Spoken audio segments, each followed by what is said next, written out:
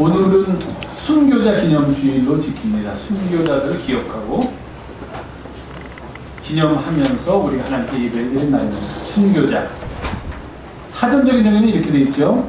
어떤 종교적인 목적을 위하여 아무리 힘든 박해나 어려움에도 굴하지 않고 자신의 믿음을 지켰던 사람들, 그러다가 목숨까지도 빼앗긴 사람들이 순교자다, 그렇게 이야기를 합니다.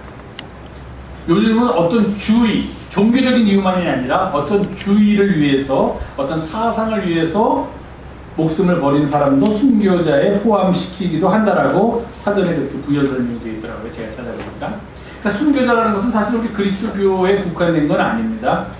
어떤 종교든지 순교자는 있습니다. 여러분 혹시 옛날 기억을 더듬으시면은 법흥왕 때 이차돈이라는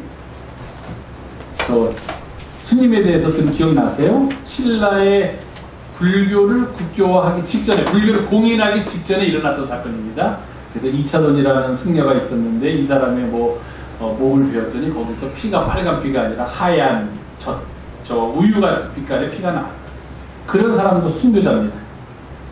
또 나쁜 의미에서 순교도 있죠. 이슬람 사람들, 젊은 사람들 데려다가 너희들이 알라를 위해서 죽어야 된다. 그래서 막 자살폭탄, 우리가 얘기하고 있는 그 테러가 일어나는 많은 그 사람들은 뭐라고 생각하면서 죽냐면, 내가 지금 테러리스트로서 자살폭탄을 한다고 생각하지 않습니다. 내가 믿는 알라 신을 위해서 나는 지금 순교를 하고 있다고 생각합니다. 이렇게 순교는 사실 그 말 단어만 보면은 어디서든지 적용할 수 있는 건데, 우리들의 경우에는 주님을 위하여, 주님을 믿는 이를 위하여 자신의 생명까지도 아끼지 않고 내어놨던 사람들을 순교자라고 이야기하고, 그렇게 자기의 목숨을 내놓은 사람들을 기념하면서 예배드리는 날이 바로 오늘입니다.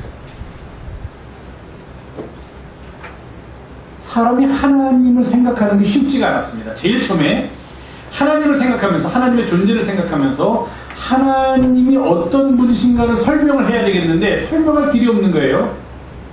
설명하는 방법이 한 가지가 있습니다. 그건 하나님과 우리와의 관계를 설명하면 돼요. 하나님이 우리한테 어떻게 하고 우리는 하나님한테 어떻게 했는지 관계를 설명하면은 하나님이 어떤 분이신가 하는 것을 우리가 알 수가 있겠다 하는 겁니다. 만약에 그리스 사람들이 생각했던 것처럼 하나님이 우리와는 아무런 관계도 없이 저편에 계신 어떤 존재라면, 우리와 그런 이제 타자라고 하는데 다른 사람, 우리하고는 아무런 인격적이나 어떤 형태로든지 교류가 없고 신은 저쪽에 있고 인간은 이쪽에서 살아간다, 그렇게 우리가 가정을 한다면 우리가 과연 그 신을 어떻게 알 수 있겠느냐 하는 겁니다. 저쪽에 있어서 자신을 우리에게 조금 더 드러내지 않고 우리에게 어떤 분이신가를 그분이 보여주시지 않는다면 우리는 결코 하나님에 대해서 알 수가 없다는 이야기예요. 하나님에 대해서 우리가 알 수 있는 유일한 방법은 하나님께서 자기 자신을 우리들한테 보여주시는 겁니다. 그것을 이제 신학적인 용어로 계시라고 합니다. 계시.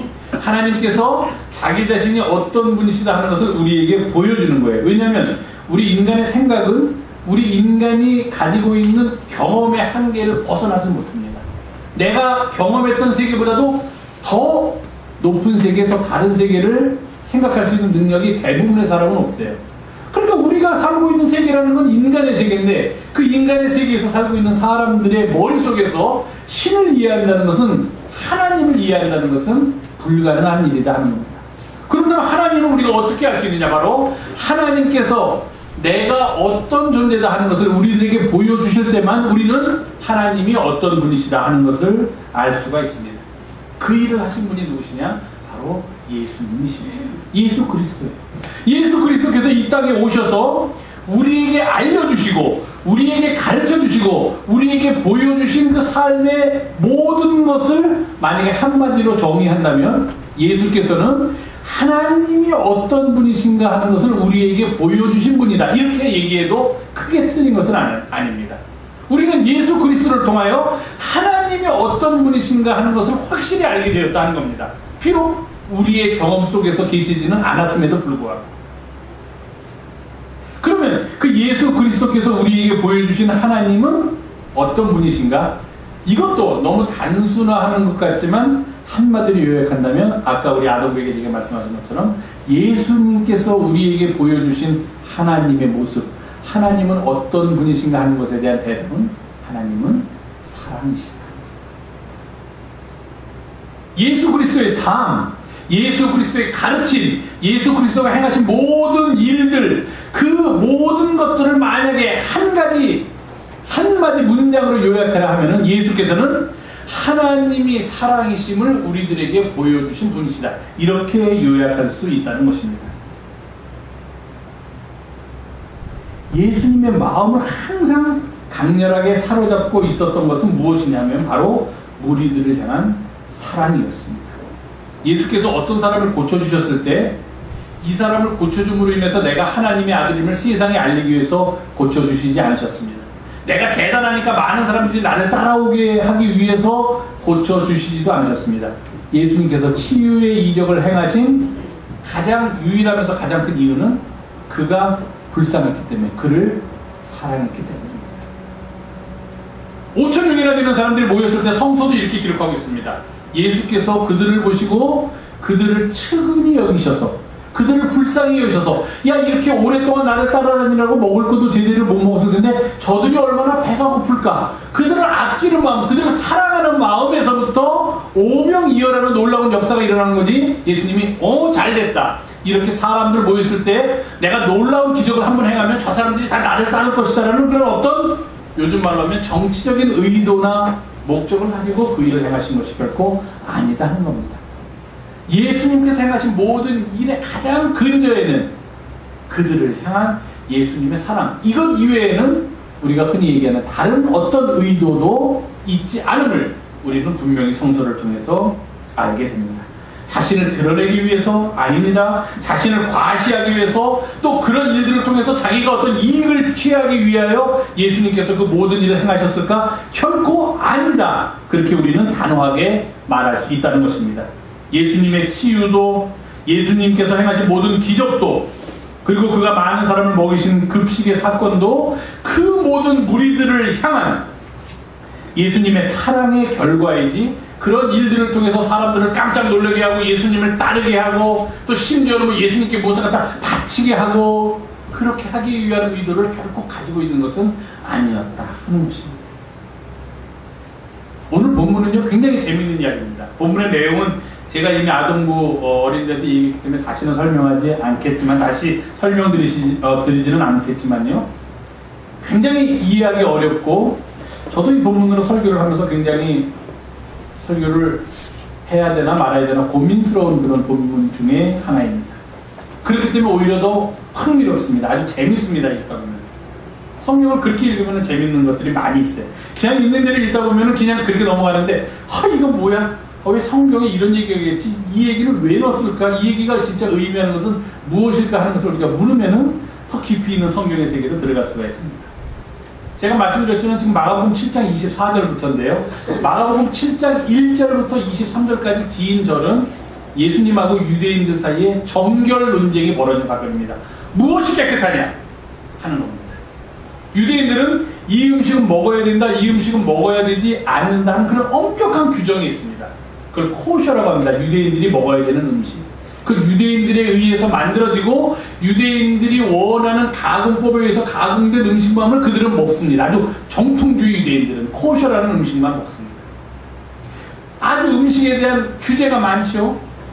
그걸 가지고서 그 앞에 논쟁이 났습니다. 왜 손을 안 씻고 먹느냐, 어떤 걸 먹으면 깨끗하냐, 어떤 게 들어오냐, 어떤 사람이 깨끗하냐, 어떤 사람이 들어오냐, 이거 가지고 막 논쟁을 벌였습니다. 예수님하고 바리새인들하고. 그래서 거기서 예수님이 유명한 얘기까지 하죠. 사람의 몸으로 들어가는 것이 더러운 것이 아니라, 음식이 무엇이 더러운 것이 아니라 사람에게서부터 나오는 악한 생각, 미워하는 마음, 시기, 질투, 이런 것들이 정말 나쁜 거다. 왜? 사람이 먹는 음식은 안에서 다 소화가 돼가지고서 배설을 하면 끝이지만, 사람이 안에서 나오는 것들은 계속 그 사람 안에 머물러 있게 되고 다른 사람에게 상처를 주기 때문이다. 피해를 주기 때문이다. 그 유명한 정결 논쟁이 바로 그 앞에 있습니다. 이것 때문에 예수님이 너무 피곤하셨어요. 그래서 제자들하고 우리 좀 다른 지방 가서 쉬자 해가지고 하나 좀 내려줄래? 쉬자 해서, 자, 뒤에 잘 안 보이시죠? 저 위쪽에 보면은 까만 게 두 개가 있죠. 맨 왼쪽 바닷가 쪽에. 까만 거 위에 있는 게 시돈이라는 데고 그 밑에 있는 게 두로입니다. 그리고 이 가운데 있는 물이 있는 고기가 갈릴리 호수 주변이에요. 그러니까 예수님이 이 갈릴리 호수 주변에서 활동을 하시면서 논쟁을 벌이다가 너무 골치가 아프니까 저 위에 있는 것 중에 좀 밑에 있는 두로라는 곳으로 피신을 하셨습니다.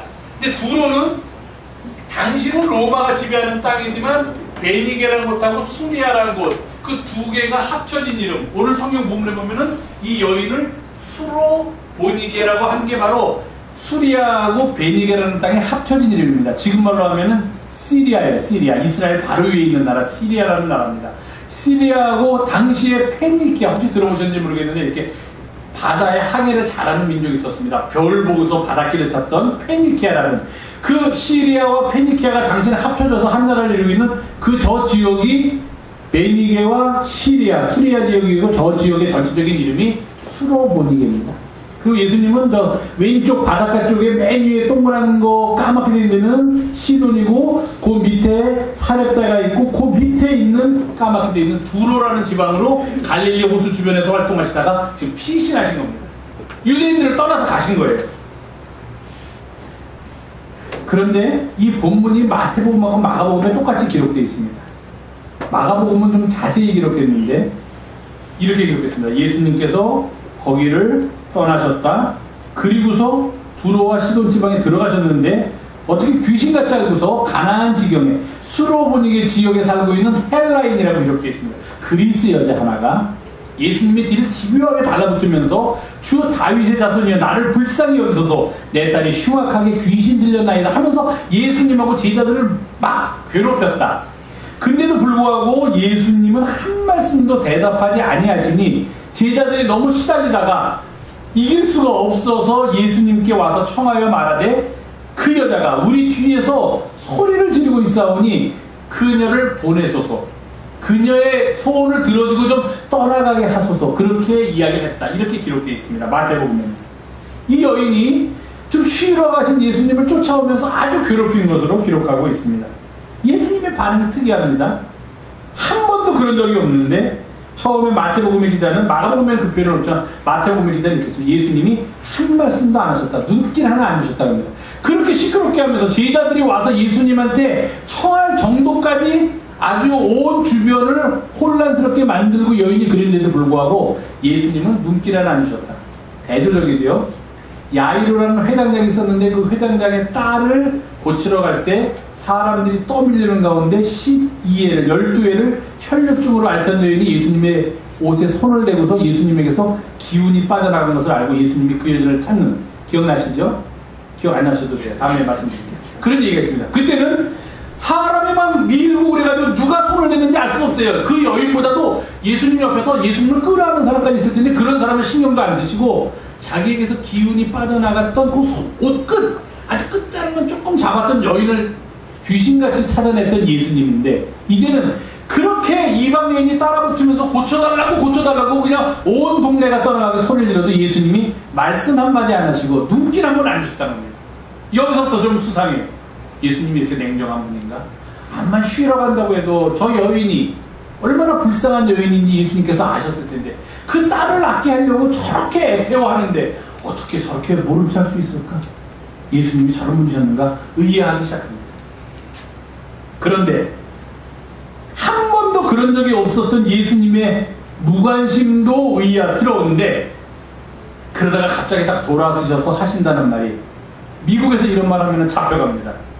미국에서는 제일 무서운 범죄를 인종차별, 인종혐오 범죄를 제일 싫어합니다. 거기는 워낙 다양한 사람이 살고 있기 때문에 한 인종이 다른 인종을 비하해가지고 두 인종 간에 만약에 갈등이 생겨서 무슨 일이 생기면은 걷잡을 수 없어져요.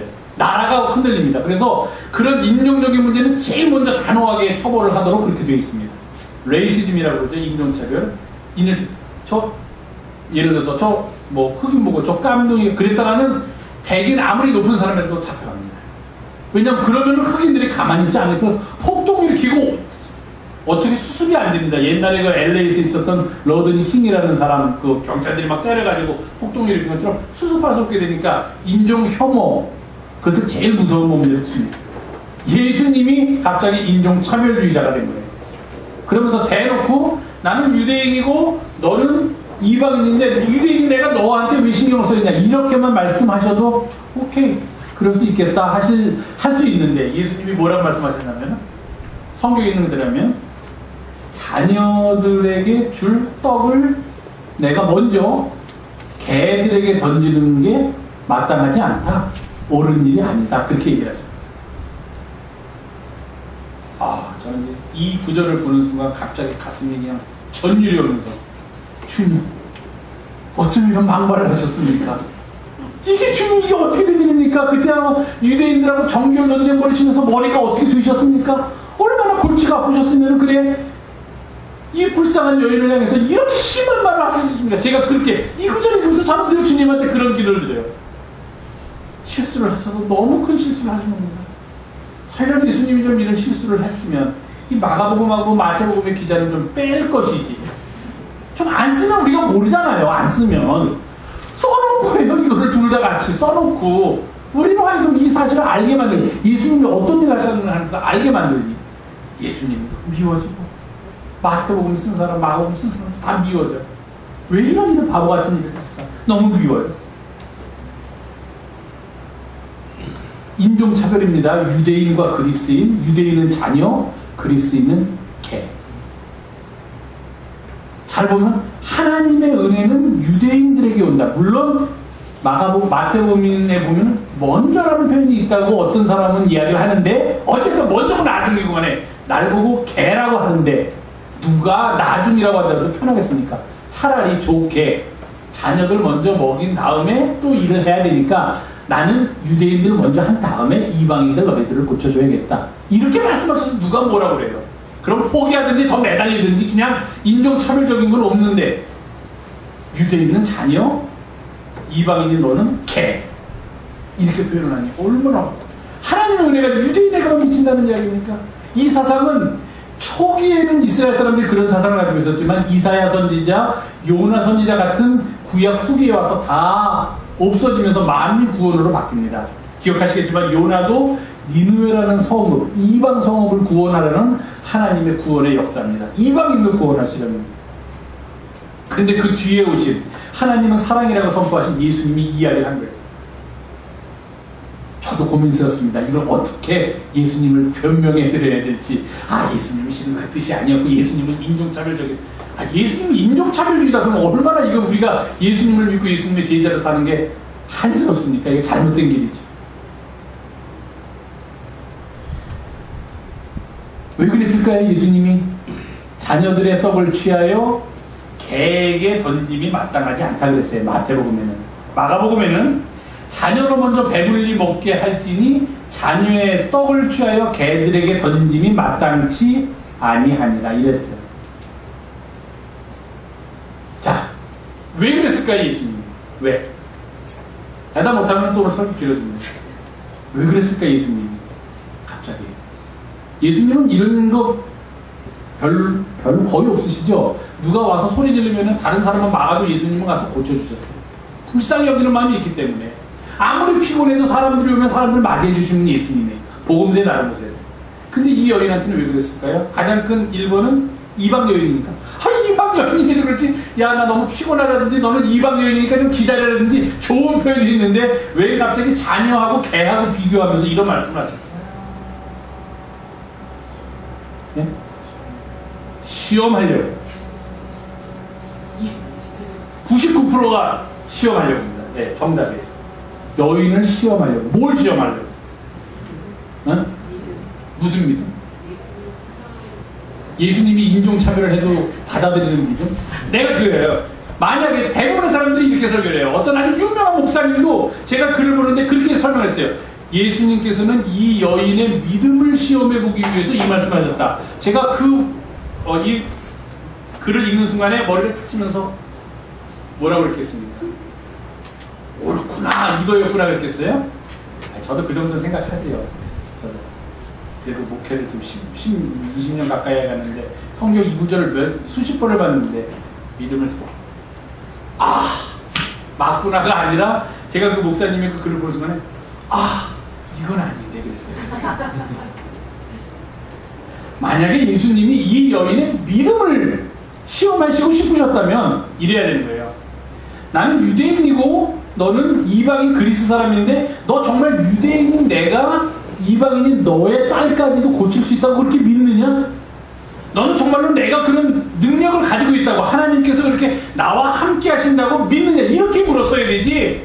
나는 유대인, 너는 이방인, 우리들은 하나님의 자녀, 너는 개. 이런 말씀을 하시면 안 된다는 거예요, 이건. 그건 잘못됐다는 거예요. 그 여자의 믿음을 측정하시고 싶으셨으면 믿음에 대해서 물어야지. 믿음에 대해서. 이 여인이 믿음을 가지고 있느냐 아니냐 거기에 대해서 물어야지 갑자기 왜 자녀들의 떡을 먼저 개한테 던지는 게 틀렸다. 이거는 여자의 믿음을 묻는 게 아니잖아요 지금. 너하고 나는 다른 인종이다 하는 거예요. 다른 인종이다. 근데 내가 왜 니네 인종까지도 책임져야 되느냐. 니네 인종의 문제까지 왜 나한테 갖고 와서 매달리냐 이거지. 이 여인이 정말로 하나님을 믿고 나를 신뢰하느냐는 그 문제가 아니라고. 예수님의 질문이 잘못된 거예요. 믿음을 테스트하면 정말로 내가 고쳐줄 수 있다고 너가 믿느냐? 나에게 그런 능력이 있고 하나님께서 나와 함께 하신다고 믿느냐? 이렇게 나갔어야지. 대답은 이렇게 하면 예수님이 그 정도도 모르실 분은 아니다 하는 거예요. 그러니까 이 예수님의 말씀이 너무 가시로 다가오고 있다는 거예요. 이건 예수님답지 않은 모습이에요. 우리가 알고 있던 예수님의 모습과는 완전히 다르고 오히려 실망스러워요. 어떻게 예수님이 이러실 수 있을까? 유대인은 하나님의 자녀인데 이방인은 개라고 말씀하시나요? 어떻게 자기를 찾아온 여인을 그냥 그 여인의 개인적인 믿음을 이야기해야지 그 여인의 출신을 걸어가면서 그 여인이 그리스에서 태어나고 싶어서 태어났습니까? 수로보니게 여인이 되고 싶어서 됐습니까? 아니죠. 그런데 그런 출신을 가지고 너는 아니다라고 말씀하시는 건 이 여인의 믿음을 묻는 게 아니라 뭔가 잘못되어 있다 하는 겁니다. 자기 딸을 낳게 하기 위해서 온갖 수모를 다하면서 거기 온 여인을 오늘하고 얼마나 애썼니? 그럼 네가 이방인이면서 유대인이 나를 만나기 위해서 얼마나 애썼니? 보세요. 사마리아 여인하고 수 가서 문물가에서 했을 때 예수님이 그 사마리아 여인한테 얼마나 잘해줬어요. 모든 사람들이 손가락질하는 여인인데 남편이 5이나 되는 여인인데 예수님은 그 여인한테 아주 잘해줬다. 이 여인한테는 이러실 수가 있습니까? 그게 아니지. 이건 예수님의 모습이 아니지. 그래서 제가 찾아봤어요. 왜 그랬을까? 잘 못 찾겠더라고요. 대답을. 예수님이 지금 이게 하신 말씀은 이 여인에게 하신 말씀이 아니다 하는 것을 알아요. 누구에게 한 말씀이냐? 예수님을 따라서 주변에 같이 오고 있던 유대인 예수님의 제자들이 들으라고 하신 말씀.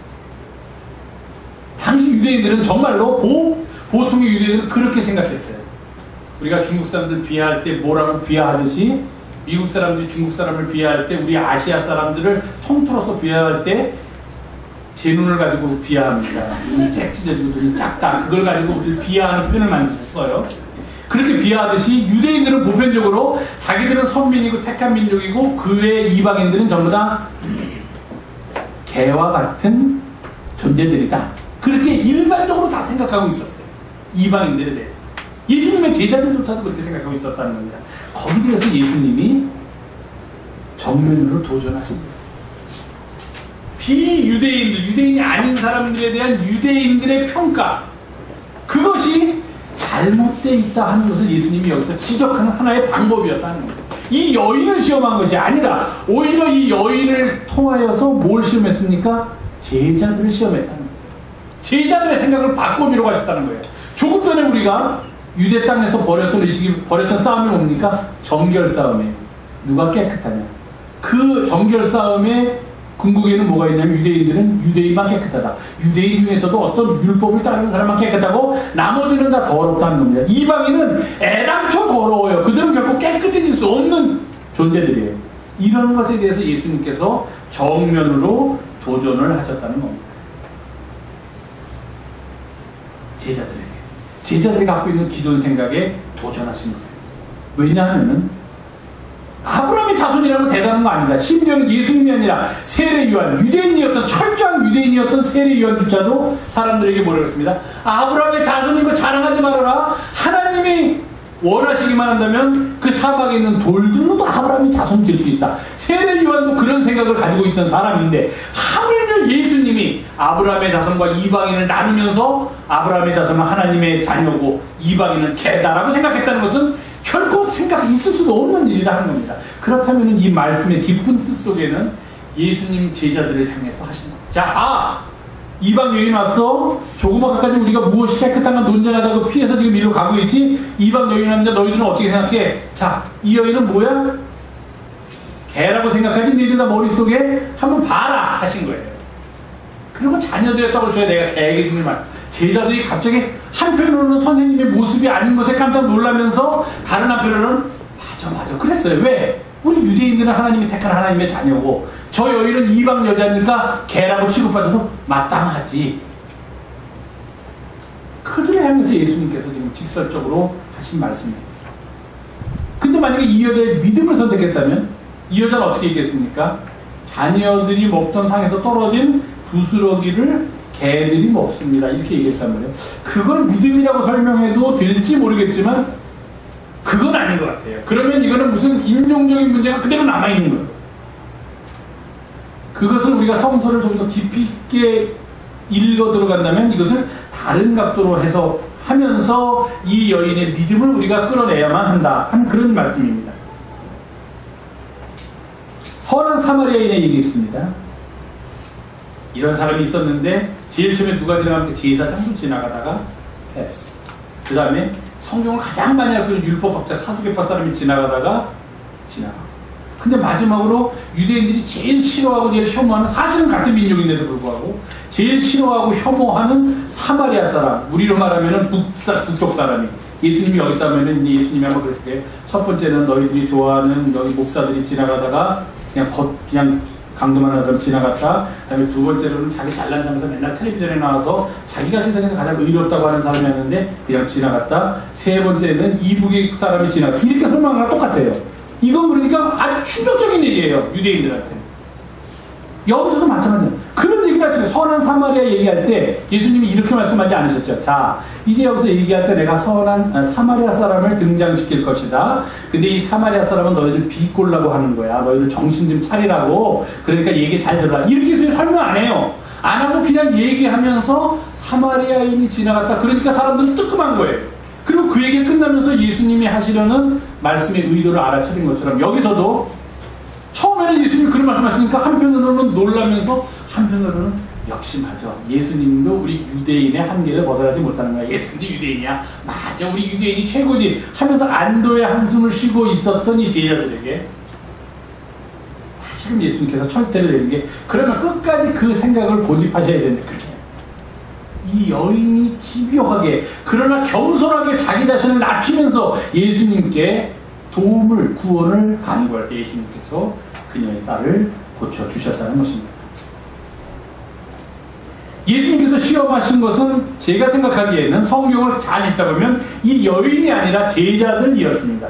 비록 심한 표현을 쓰긴 하지만 그것은 이방인들에 대하여 잘못된 생각을 가진 제자들을 향한 것이지 이 여인의 믿음을 시험하기 위해서 한 것으로 보기는 조금 무리가 있다 하는 것입니다. 왜냐하면 인종차별적인 발언을 감수하고 당신의 인종은 위대하고 우리 인종은 열등합니다라는 것을 감수하는 것을 우리가 믿음이 많다라고 이야기하면 그건 뭔가 잘못했다는 거예요. 그건 믿음의 문제가 아니다는 겁니다. 삶의 문제이지. 근데 어떤 사람이 인종차별도 감수하고 자기 민족을 비하시키는 것도 감수했는데 그런 사람을 그렇게 해서 저 사람은 믿음이 많아 이렇게 얘기하는 것은 뭔가 안 맞는다 하는 거예요. 뭔가 틀린 것 같다 하는 그런 느낌이 든다는 거예요. 그러면 이 예수님은 믿음을 테스트하지 않으셨다면 왜 이 여인의 딸을 치유하여 주셨을까요? 모욕까지도 참아내고 딸을 향한 사랑이라고 또 보통 설명을 합니다. 어머니의 사랑. 그래서 이것은 어버이 주일날 많이 인용되는 부분이기도 합니다. 어머니의 사랑은 이렇게 위대하다. 자기 자신을 개라고 불러도 오케이 내가 개가 되어도 좋습니다. 그러나 내 딸만 고쳐주시면 됩니다. 위대한 어머니의 사랑이다라고 이야기하기도 하지만 그러나 제가 오늘 말씀드리고 성서가 우리에게 전해주는 것은 이 여인의 마음이기도 하지만 더 큰 것은 아까도 말씀드렸던 주님 안에서 나타나는 하나님의 사랑이다 하는 겁니다. 여기서 우리는 하나님의 사랑이 이제는 유대인들에게만 국한되어 있는 것이 아니라 온 인류를 향하여 퍼져나갈 수 있는 가장 큰 전기, 이것이 바로 이방 선교를 가능하게 한 첫 번째 사건입니다. 성서에서 예수님에 의해서 직접 행해 주신 이방인들에 대한 선교예요. 유대인들에 대한 선교가 아닙니다. 그리고 그 뒤를 이은 게 바울입니다. 그런 이방 선교가 있었기에 지금 우리도 복음을 받아들이고 그리스도의 제자가 될 수 있었다는 거예요. 그 놀라운 사건의 시초예요. 그 놀라운 사건의 시초 속에서 그럼 이방 선교를 가능케 한 것은 무엇일까?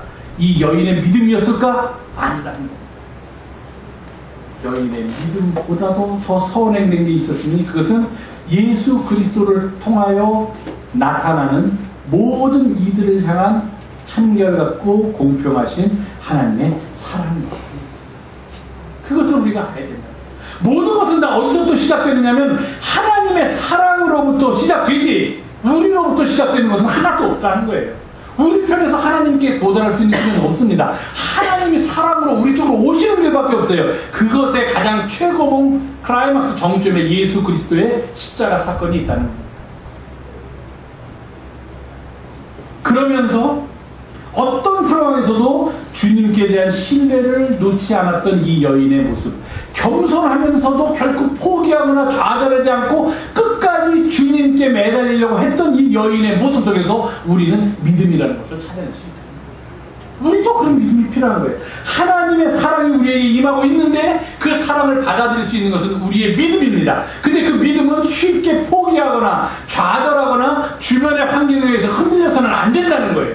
겸손하게 내 자신을 낮추면서 그 사랑 없이는 나는 살아갈 수가 없는 존재입니다라고 고백을 하면서 주님 밑으로 들어가서 어떤 외부에서의 상황이 그 믿음으로부터 나를 떼어놓으려고 하더라도 그 상황에서 나를 떼어놓으려고 하더라도 끝까지 붙들고 있는 그 믿음을 통하여서만 나는 하나님의 사랑을 깨달을 수 있다는 그것이 우리를 구원으로 이끄는 핵이 된다는 것입니다. 그 하나님의 사랑 때문에 주님께서 보여주셨던 그 사랑 때문에 우리는 구원받고 생명의 길을 걷습니다. 어두움 속에서도 빛을 찾을 수 있고 풍랑 속에서도 길을 발견할 수 있으며 슬픔 가운데서도 기쁨을 얻을 수 있고 힘든 인생길을 살아가지만 우리를 향한 하나님의 사랑이 있다는 그 확신 속에서 희망을 가질 수 있게 된다는 것입니다.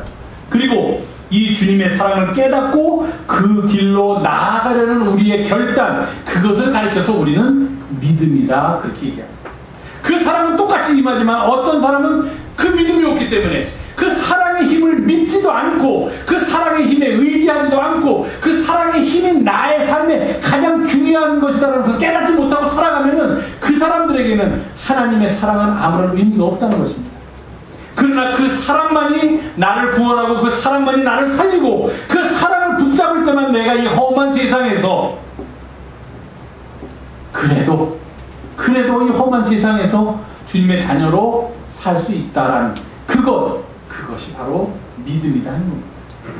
그러니까 이 놀라운 역사는 위로부터 내려오는 하나님의 사랑과 그 사랑을 감사와 기쁨으로 받아들이는 우리의 믿음, 이 둘이 만날 때 요즘 흔히 말하는 시너지 효과를 발휘하면서 1과 1이 만났지만 그것이 3이 되고 5가 되고 10이 되는 놀라운 역사로서 우리 가운데 임할 수 있다는 것입니다. 주님의 사랑과 우리의 믿음이 만나는 순간 그 자리에서 우리는 구원을 경험합니다. 치유를 경험합니다. 치유가 일어난다는 역사의 증인이 됩니다. 그리고 이 세상을 변화시키는 일에 내 자신이 동참하겠습니다라는 고백을 하게 됩니다. 주님의 사랑을 깨닫고 그 사랑의 믿음으로 응답하는 그 순간 그 자리에서 이런 놀라운 일이 일어난다는 것입니다. 오늘은 순교자 기념주일입니다.